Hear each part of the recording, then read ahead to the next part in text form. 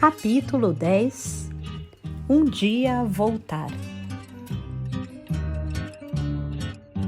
O barco, meu coração não aguenta tanta tormenta, alegria. Meu coração não contenta o dia, o marco, meu coração, o porto. Não, navegar é preciso, viver não é preciso. Navegar é preciso, viver não é preciso. O número cada vez maior de peixes voadores e a temperatura da água subindo eram claros sinais de que aos poucos me incorporava à corrente equatorial sul-atlântica. Na 7ª semana, o vento diminuiu bastante e o mar se acalmou. A limpeza do fundo produziu excelentes resultados. A lâmpada parecia mais leve e o rendimento médio semanal subiu para 35 milhas por dia.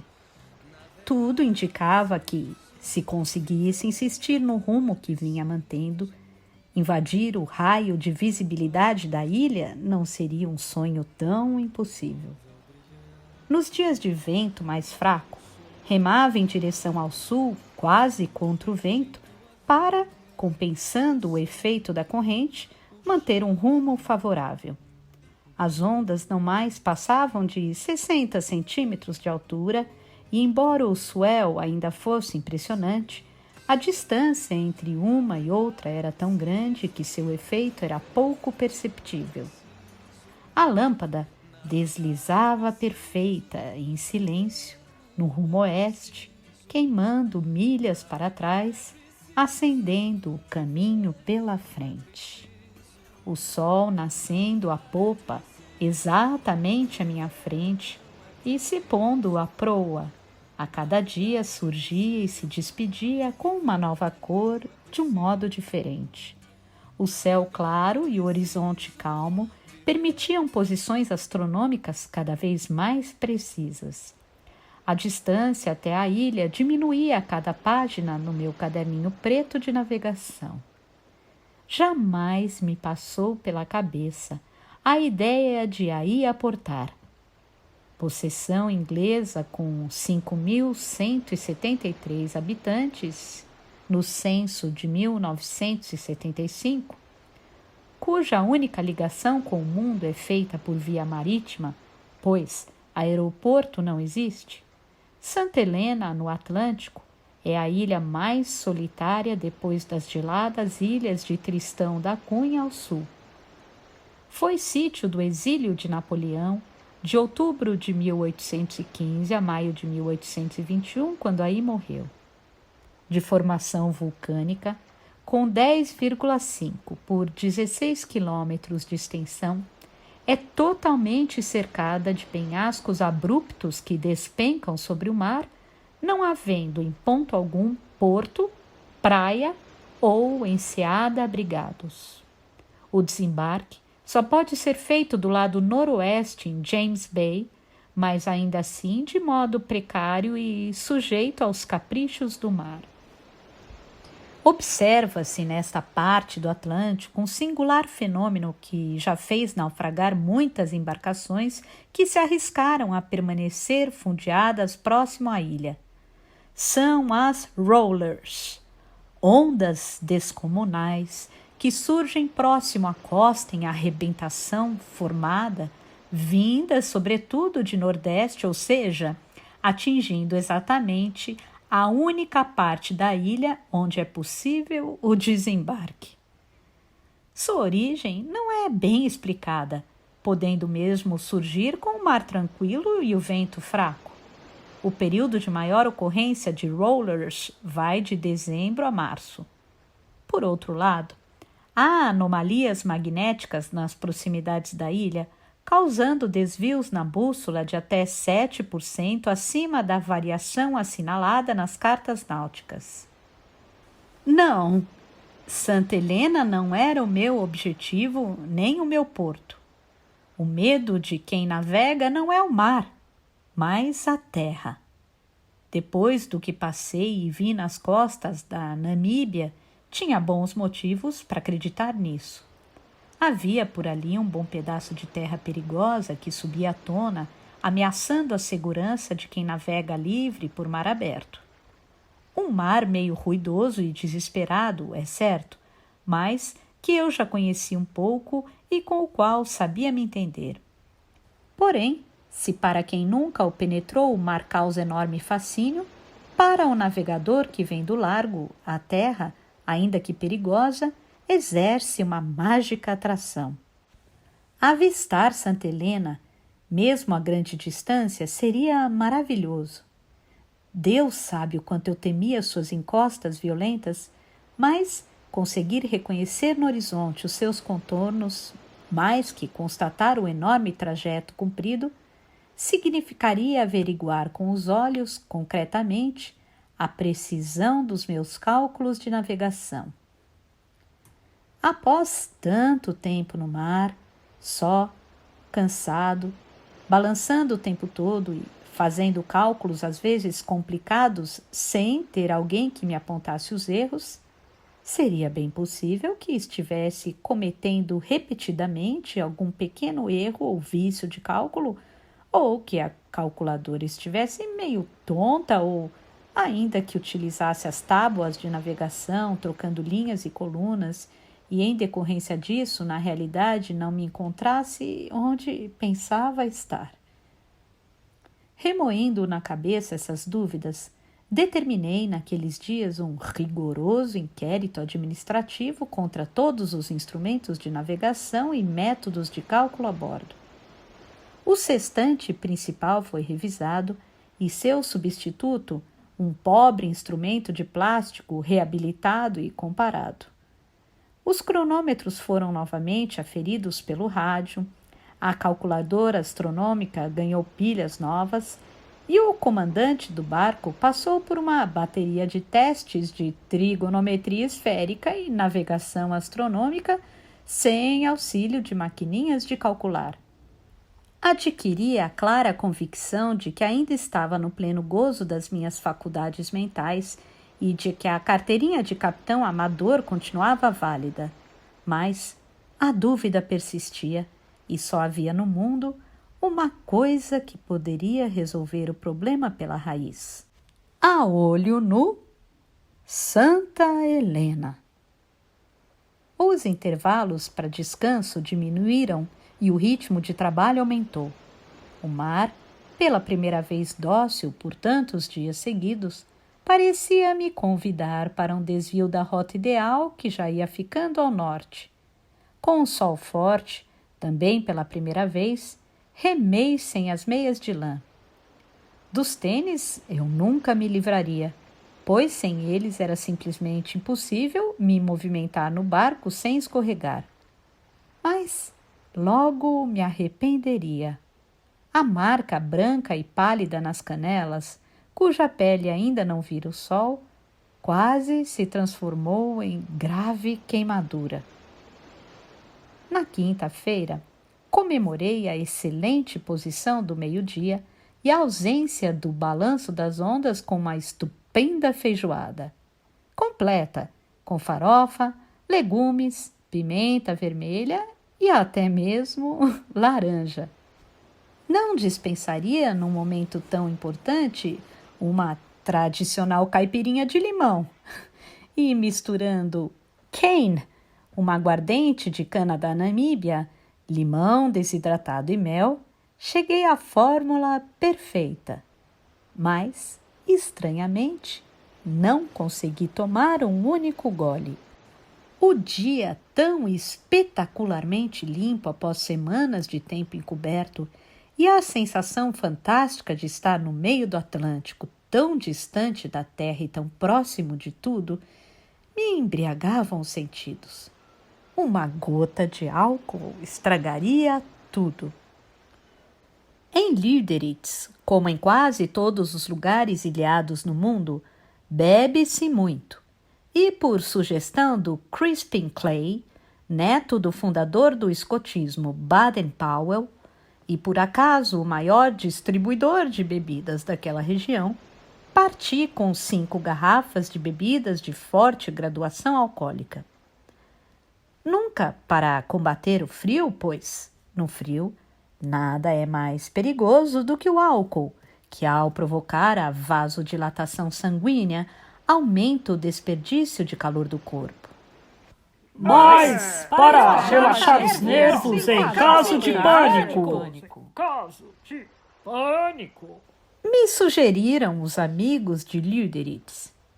É engraçado, mas nunca mais tocaria nas garrafas que até o fim permaneceram esquecidas na bodega 5. Uma gaivota delicada surgiu ao largo e se aproximou. Diferente de todas que vi até então, era particularmente linda.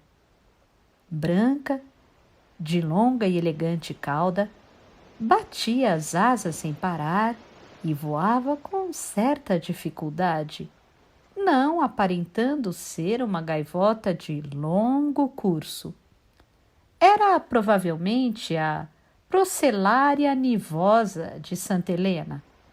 Ao partir, chamou-me a atenção para um fato curioso. Se algum náufrago ou viajante marítimo, ao avistar aves marinhas, julgar que está próximo de terra, sofrerá uma quilométrica decepção. Em toda a viagem desde a partida, não passei nenhum único dia sequer sem a companhia dessas simpáticas e às vezes pequenas criaturas. No último contato que fiz com o Brasil, o Aires e o comandante Wengler, estudando minhas posições, insistiram para que eu retornasse à rota inicial e subisse até a corrente delta, cujas coordenadas eu recebera dias antes. Suas preocupações tinham fundamento. A partir da ilha inglesa, o fluxo inferior da corrente equatorial sul-atlântica deflete para o sul até o centro de alta pressão no meio do Atlântico, numa espécie de redemoinho gigante que caminha então de novo em direção à África. Se eu entrasse aí, estaria perdido. Eu sabia disso, mas não desisti do meu plano, pois mesmo que a corrente deixasse de ser favorável, por um tempo, a direção do vento e umas horas a mais por dia nos remos me permitiriam retomar o caminho ideal. Sábado, 28 de julho, o mais lindo de todos os dias. Tempo claro de sol, sem sinal de nuvens. Abertura dos Jogos Olímpicos de Los Angeles.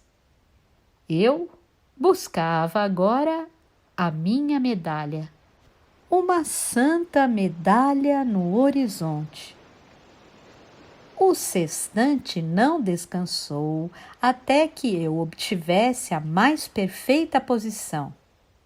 15 graus e 30 segundos de latitude sul, 5 graus e 10 segundos de longitude oeste.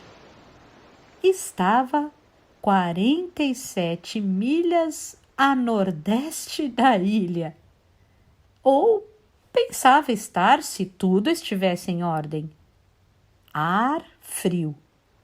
Condições de visibilidade perfeitas. Pelo menos uma vez, eu já havia avistado Monte Pascoal na Bahia a 45 milhas de distância. E, embora seja difícil avistar uma ilha a mais de 40 milhas, sobretudo de uma posição tão baixa em relação ao horizonte, não seria totalmente impossível, considerando-se que a parte elevada da ilha está a mais de 800 metros acima do nível do mar. O dia todo remando e olhando, remando e olhando. E nada. fui dormir cansado e triste. O domingo amanheceu envolto em névoa. Desde as 2:30 da manhã eu estava nos remos e a neblina chegou com a certeza de que não veria ilha nenhuma até o Brasil. Seria a última chance de realizar meu sonho. Um grande esforço foi feito para mudar de rota, mas voltar atrás ou alterar ainda mais o rumo, nunca, nem 1 milímetro. Às 6:45 o dia clareou, mas o sol ainda estava escondido. Às 7, a névoa começou a dissipar-se. Continuei por meia hora sem olhar para o lado, pensando. E não me contive. Entrei, estimei a deriva durante a noite, recalculei a posição, o rumo verdadeiro, o ângulo de visada. O rumo magnético, 220 graus.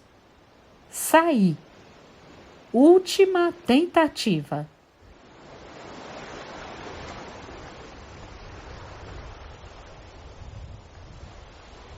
Sem levantar os olhos, fui procurando na minha pequena alidade, segurando-a com as mãos, o número 220. Apontei para o horizonte e vi uma sombra. No momento seguinte, ela desapareceu. Talvez fosse uma miragem ou alucinação. Não tirei os olhos do horizonte. A sombra minúscula ressurgiu. Acima dela havia uma grande nuvem de um cinzento lavado. Seus contornos, aos poucos, tornaram-se definidos e revelaram de modo claro uma elevação.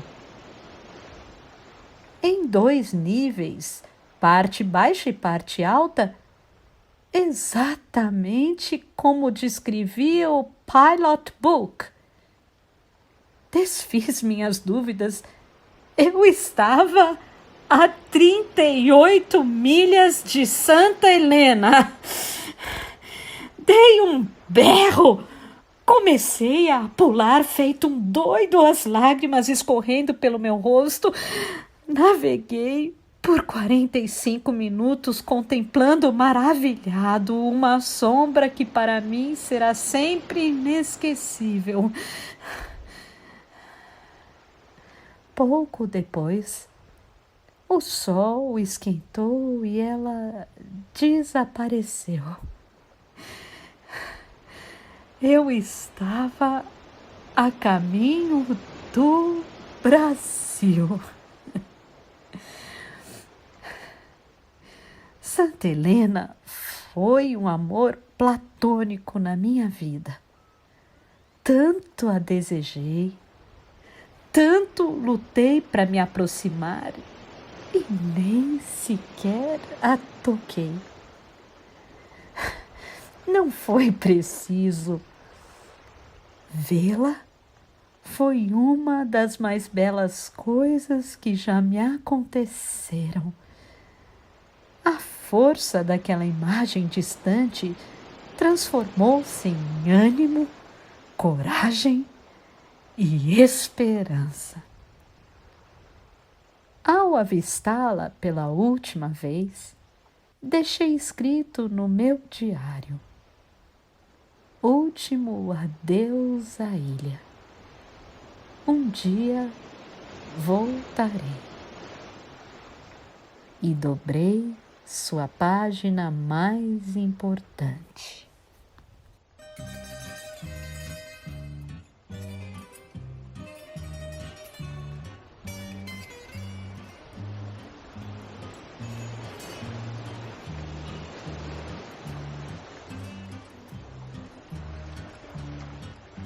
O barco, meu coração não aguenta.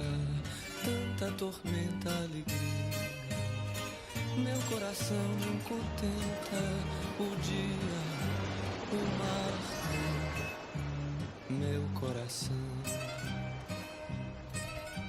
o porto. Não. Navegar é preciso, viver não é preciso. Navegar é preciso, viver não é preciso. O barco, noite no teu tão bonito, sorriso solto perdido, horizonte madrugada no riso, o arco da madrugada. O porto, nada. Navegar é preciso, viver não é preciso. Navegar é preciso, viver não é preciso.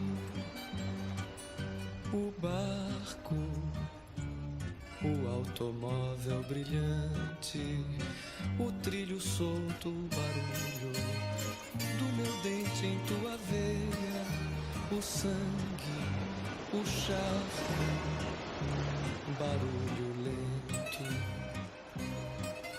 o porto, silêncio. Navegar é preciso, viver não é preciso. Navegar é preciso, viver não é preciso. Navegar é preciso, viver não é preciso. Navegar é preciso, viver não é preciso. Navegar é preciso, viver não é preciso. Navegar é preciso, viver